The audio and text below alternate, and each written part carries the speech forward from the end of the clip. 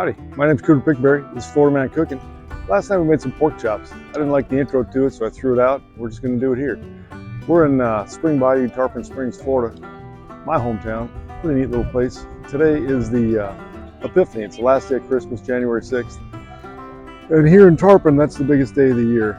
The Greek Orthodox Church does a thing, and a bunch of kids that go to school and get the thumbs up, get to swim out to these little boats you might see circled behind me. And then the bishop will throw a cross in, they dive down and get it. And whoever finds the cross has a year of good luck. It's just kind of a neat thing. It's a town of about 30,000 people. We get about 30,000 visitors today. This is just a couple hours before it gets started. So I'm just going to film this little thing and do some editing. We'll get this posted later today, hopefully. Have a great day. Happy last day of Christmas. Welcome aboard. There's little boats that the kids will swim out to. There's some rescue divers in the water, lots of police presence. Just a whole lot of people come down here and rarely any mischief. Divers there in case somebody gets in trouble. The kids are kind of punching and fighting each other to get the cross. Some manatees swimming in there normally. I'm not sure that's happening this year because it's kind of warm out. But it's a spring-fed bayou, so it tends to keep manatees all winter. So we're going to make some peach and maple sauce. So this is a peach that's cut up, throw a little maple syrup on it, just a little bit of water, and then cook that up to soften it. The peaches aren't real ripe this time of year. So we'll throw that on. That's going to go on the pork chops when they're done. This is my favorite way to make pork chops. I used to just grill them, and you kind of end up getting dried out stuff with that.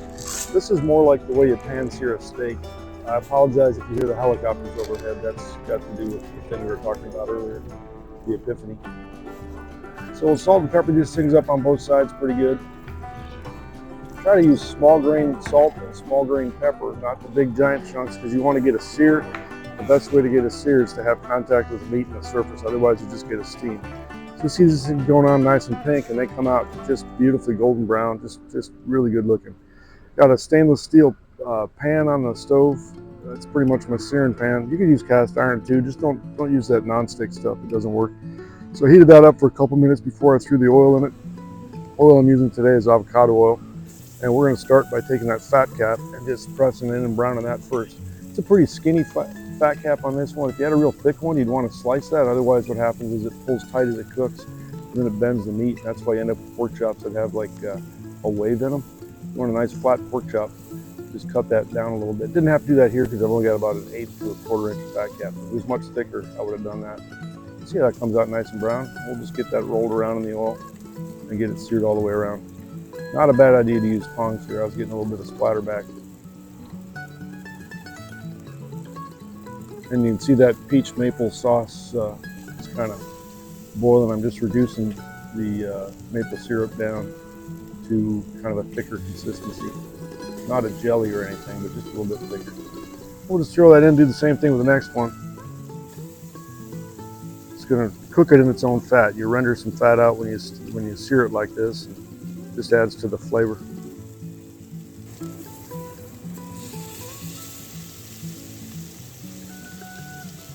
And just sit there for a couple minutes. This is on pretty high heat right now. We'll turn the heat down later when we start the butter basting with the rosemary and the thyme and shallots and whatever else we put in there. But for now, that's what we do. This is kind of sped up a little bit. You can see it's starting to get nice and brown.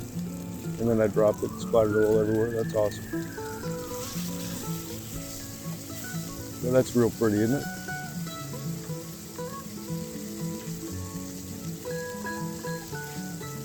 And that one had a little less time on it because it was the second one on. You can see that there's still kind of a gray spot. What you see me doing here is just pressing down. I'm not squeezing all the juice out. I'm just trying to make sure there's good contact. You could do that with a steak weight or a small plate with some weight on it, but it works good if you just push it in with tongs or a spatula as well. That's about all you need to do because you're going to butter baste this in a little bit and that'll brown it up even more.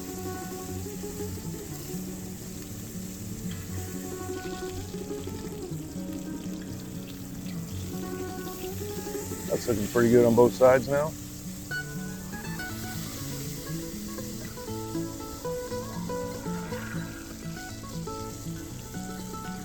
So I got one big elephant shallot. I just cut it up into 3 pieces. We're just trying to flavor up that oil a little bit and the butter that's coming next.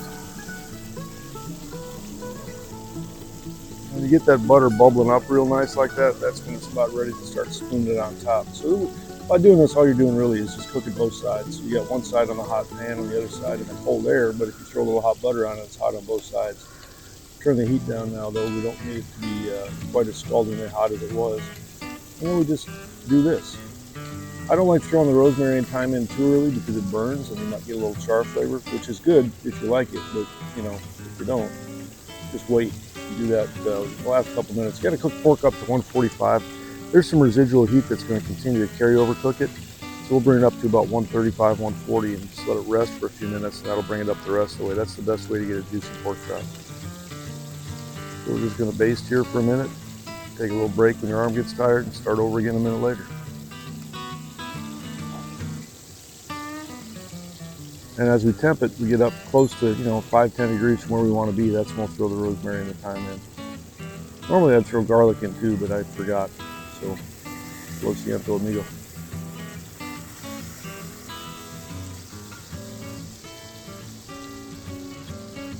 Heat's going way down now, and I removed the peach maple sauce from the heat completely because I didn't want to burn anything. There's a lot of sugar in there. If it gets too hot, it's going to burn. If it burns, it's no good.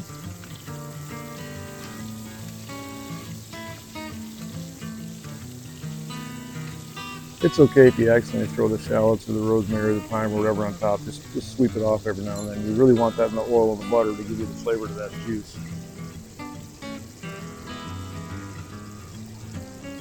So we'll stick a digital thermometer in there, which unfortunately is broken and now only reads in Celsius, so I got to fix that. Yeah, a couple sprigs of thyme and a couple sprigs of rosemary. Spread it around a little bit to get that butter flavored up.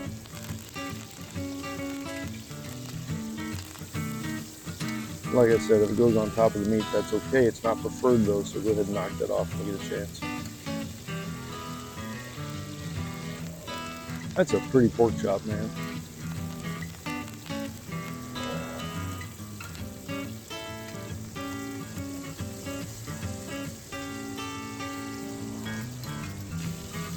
And we'll just go through this process on both sides, flipping it every minute or so, checking the temperature relatively frequently.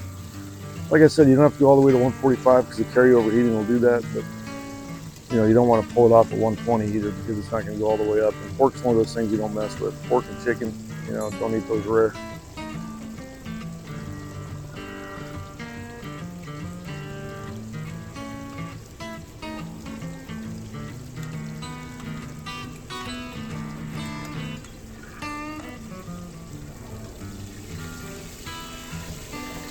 Well, I hear at least 3 helicopters now, and there's probably 10 drones out here too. Seems like overkill. A lot of that's news media though.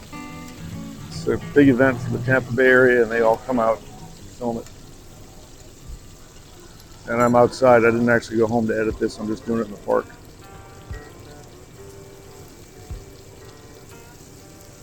It's a pretty good looking chop, man.